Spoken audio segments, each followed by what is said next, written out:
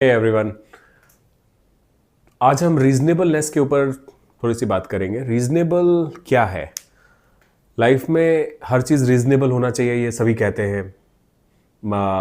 आपको ग्रीडी नहीं होना चाहिए, लिमिट में रहना चाहिए, चीज़ें कंट्रोल में होनी चाहिए, और कभी एक्सपेंडिचर करो तो रीजनेबल होना चाहिए, कोई चीज़ बाय करो तो रीजनेबल होना चाहिए, किसी को डोनेट करो तो थोड़ा सा रीजनेबल होना चाहिए, किसी फ्रेंड को हेल्प करो तो रीजनेबल अमाउंट में हेल्प करना चाहिए। इसके बारे में थोड़ा सा बात करेंगे। रीजनेबल मुझे लगता है कि वो चीज़ है जो आपको करने के बाद उसकी मॉनेटरी वैल्यू आपको याद ना आए। It doesn't feel that you have done it. What it could mean is, जैसे आपको लगता है कि आप डोनेट नहीं कर सकते, for example enough money donate नहीं कर सकते, you do not have what it takes, इतना शायद आपके पास पैसा नहीं है, रिसोर्सेज नहीं है to enter into a club of donors. तो मुझे लगता है ये ठीक नहीं है, ये सही नहीं है कि ये डेफिनेशन क्योंकि सही नहीं है। हर कोई एंटर हो सकता है by two logics. One logic is that 10 रुपये तो आपके पास हमेशा होंगे, तो अगर आपके पास 10 रुपीज़ भी नहीं है तो वो विलिंगनेस की प्रॉब्लम है। लेकिन अगर आप विलिंग हैं तो क्वांटम ऑफ मनी आपके पास छोटा जरूर होगा, तो आप डोनर क्लब में हमेशा आ सकते हैं। सिमिलरली आप किसी अपने फ्रेंड को हेल्प करना चाहते हैं तो वो हेल्प भी आप कर पाएंगे। आपके पास लिमिटेड रिसोर्सेज होंगे तो भी आप लिमिटेड हेल्प जरूर कर पाएंगे। अब सवाल ये उठता है कि ये रीजनेबल क्या है? अगर आपको जैसे मनी डोनेट करना है कहीं पे, तो वो रीजनेबल क्या है? रीजनेबल मुझे लगता है वो अमाउंट है जो आपको डोनेट करने के बाद याद ना आए। अगर कोई अमाउंट ऐसा है जो आपको डोनेट करने के बाद याद आ रहा है, आप उसको फील कर रहे हो कि ये मैंने क्यों किया, ये मैं नहीं करता तो मैं शायद ये दूसरा कुछ कर लेता, ऐसी कोई अपॉर्चुनिटी कॉस्ट नज़र आ रही है कि ये कहीं और कुछ मैंने मिस कर दिया, तो वो सही अमाउंट नहीं है। आपको शायद थोड़ा अमाउंट कम डोनेट करना था, लेकिन ऐसा अमाउंट डोनेट करना था जो आपको गया तो गया।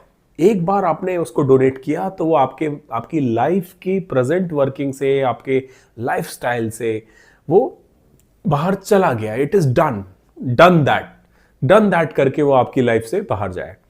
ऑन ए सिमिलर नोट, अगर आपका कोई फ्रेंड है, वो आपसे हेल्प रीच आउट कर रहा है, ही इज आस्किंग कि ही और शी इज आस्किंग कि से फ्यू लैक्स में आप मुझे हेल्प करो, एंड आपको पता है कि आप 50,000 ही कर सकते हो, बट दिस इज दैट 50,000 जो आप हेल्प करने के बाद शायद उसको याद ना रखो। आपके लिए अगर वो if you have to forget that amount, then it's all right. So that is the right amount. आपको बड़ी हेल्प फिर नहीं करना चाहिए। दैट्स हाउ यू डिसाइड कि ये रीजनेबल है। एक और एग्जांपल लेते हैं। आप एक मोबाइल फ़ोन खरीद रहे हैं, आपको ऐसा मोबाइल फ़ोन लेना है जो बहुत अच्छा है स्टेटस के हिसाब से, आपकी लाइफस्टाइल के हिसाब से, आपकी नीड्स के हिसाब से, बट आप उससे एक लेवल आगे जाके ऐसा कुछ लेना चाहते हैं जो आपके एम्बिशन वगैरह को मीट करे।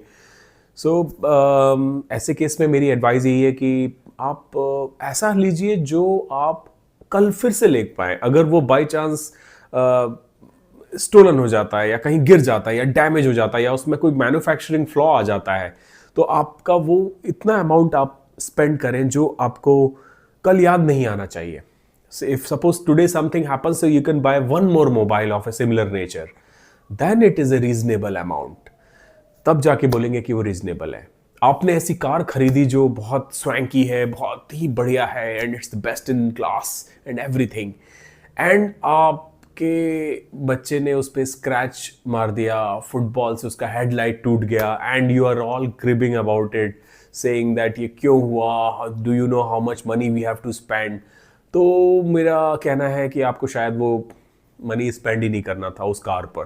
वो कार आप शायद डिजर्व नहीं करते थे, क्योंकि आपको ऐसी ही चीज़ लेना चाहिए जिस पे होने वाला अमाउंट या लॉस आपको बिल्कुल याद ना आए। इन शॉर्ट, गया तो गया।